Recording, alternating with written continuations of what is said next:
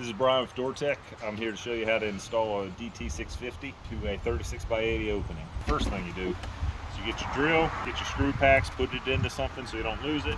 On the back of every box is the actual install instructions for getting the door onto the house. Make sure you get it on the left, then on the right.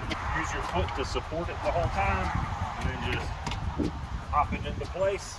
Grab one of the painted screws that came in the pack. So, like I said, 3 screws halfway. That means when you come over here, it's going to be a hex head, 1/4 inch. You will grab the door, pull it out. It may pop a little when you do it. There's a shipping screw located 2 holes up. These 3 screws are providing the support, and now you can start to place the next screws where they're supposed to be. It has a sag or a bow here about 1/4 inch right here in the middle, and so it will give you an issue, and you might have other, you're looking at it and your door is sagging like this.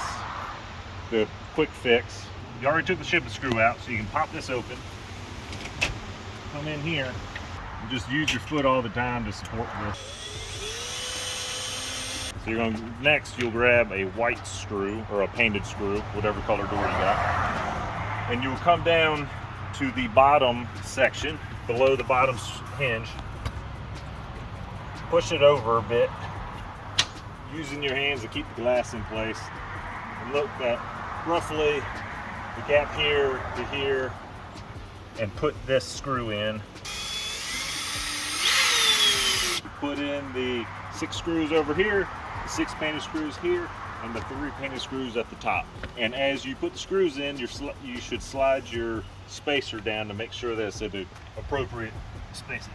Now this is the key part. You need to keep the door from sagging in the future. You'll put in 6 screws, 1 at the top and below each hinge. So, like I said, we went ahead and put in all 6 screws.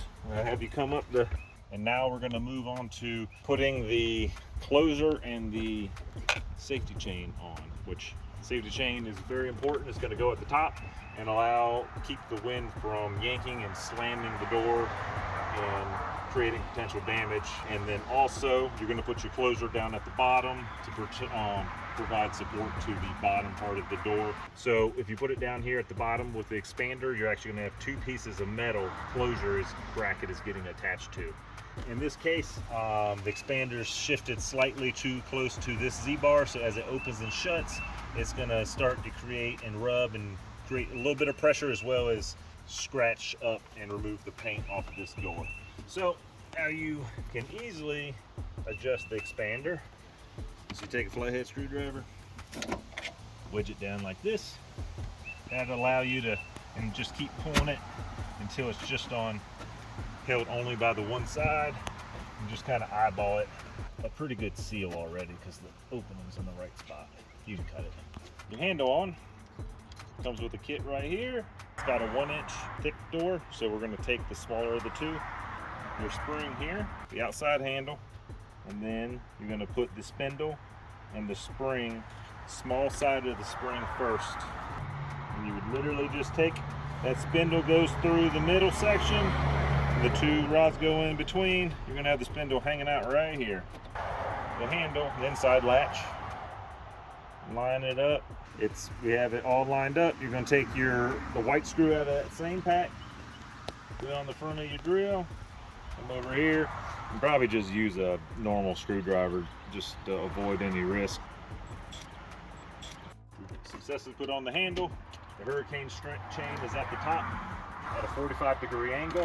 You have noticed that you need to put this horizontally. You put the spring up here, that keeps the chain, and then the closer is at the bottom to help protect, as we said earlier. Okay, now we're going to put the handle together. So you can either look at the instructions, or here's a quick little video of it. Put a button in here. Since this is a 1-inch door, you'll take the shorter of the 2 bars. This or backwards right here.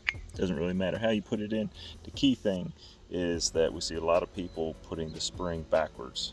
So they'll put it with the small side in, the big end on the outside, looking to go into the door. Literally just take it to top and bottom, put it in here, pop the screw in here, and then just kind of start it here. Either get yourself a drill, make sure you don't strip it, or just use a good old screwdriver.